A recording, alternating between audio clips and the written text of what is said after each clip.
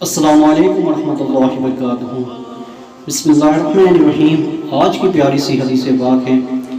अल्लाह के रसूल सल्लल्लाहु अलैहि वसल्लम इरशाद फरमाते हैं कि मोमिन वो नहीं जिनकी महफिल पाक है, बल्कि मोमिन वो है जिनकी तन्हाई पाक है।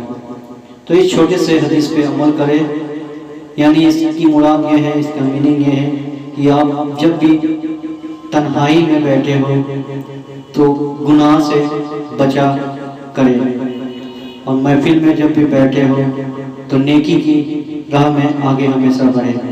तो इस हदीस पे अमल करें। प्यारे आका फरमाते हैं कि मोमिन वो नहीं जिनकी महफिल पाक हो, बल्कि मोमिन वो है जिनकी तन्हाई पाक है। तो इस छोटे से हदीस पे अमल करें। अल्लाह हम सबको हिदायत दे, नेक रास्ते पे चलने की तौफीक अता फरमाए।